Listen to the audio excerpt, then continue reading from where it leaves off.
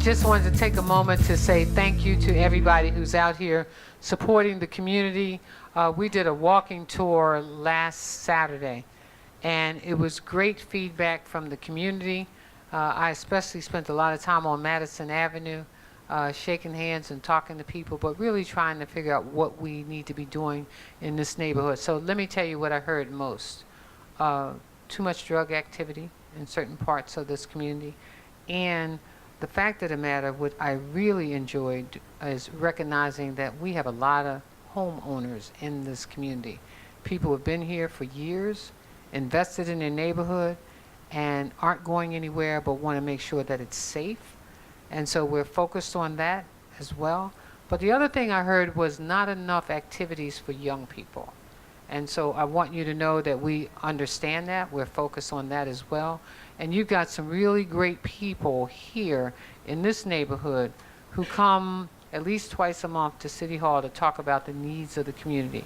The other thing I heard on Madison Avenue was how fast that traffic goes on Madison Avenue. And we know that they're coming off of 95 or whatever, but we want folks to be conscious that this is a community and neighborhood of people who really care. I can tell you that I walked off of Madison Avenue into some of what would be very scary for some folks, trying to get to that supermarket.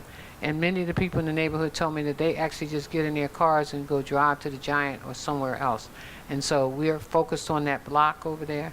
But again, I wanted to thank you all for, one, being here, two, continuing to reach out to our neighbors and our communities. We got folks as it relates to jobs and so forth here, but also how do we keep our neighborhoods clean and safe. Wonderful programs. I hope you all take advantage of the information that's being provided. And I want to thank Johns Hopkins for their commitment to this neighborhood and community. The one thing I did hear a lot of is I say to folks, so where do you get your health care? Johns Hopkins. I said, good. Do you have any problems getting access to health care? No. And so again, thank you for being such a great partner. And I want you to know I just stopped down to the Choice Fair. Thousands of young people down there choosing their elementary schools, choosing their middle schools and their high schools. But one of the things that I suggested that they do was a FAFSA program there early, because we got to get young people thinking early. They said, oh, they're just choosing their middle schools. And I said, yeah, and their high schools, they're not there yet, but they are there. And it's how we get them thinking at their earliest age. And this is a great opportunity because you have so many parents down there with children. One young man introduced himself as doctor. I said, all right now. So if he's thinking that already, we should be helping him create the pathway towards that. So a great turnout up there. I also went up to West Baltimore earlier today with George Mitchell and the Park Heights community. They were planning a parade today. And while they didn't get to do the parade because of a little bit of snow flurries, they have a whole thing going on in the library that George created up there. So they're feeding the young people, they're having a great time. And I can tell you, one of the things that we're doing here is expungement. So I'm going to say that again, expungement of people's records because they can, because we want to try to make it easier for people to flow back into employment opportunities.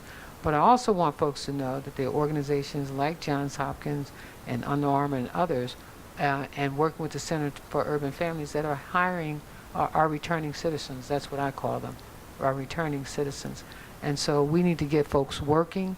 You know, we talk about all the things we want to do around violence reduction, and we're doing some great things. I was grateful to Bloomberg last week, who gave me $5 million for technology for our police department. I said thank you to the governor for responding to the July 10th request that I had already made when I met with him regarding the need for parole and probation officers. So we didn't get more, but what we got was them focusing in working with our police department, and that is real important. I also thanked him for all of the state police officers who are already collaborating with us. That was something that I also asked for on July the 10th. So again, I thank the governor for responding to our July 10th request because the more folks that work with us, the better off our city is going to be. Our federal and state partners are working with us, and again, it's how we collaborate in our neighborhoods and communities. So again, thank you all for being here, and have a great day. Thank you.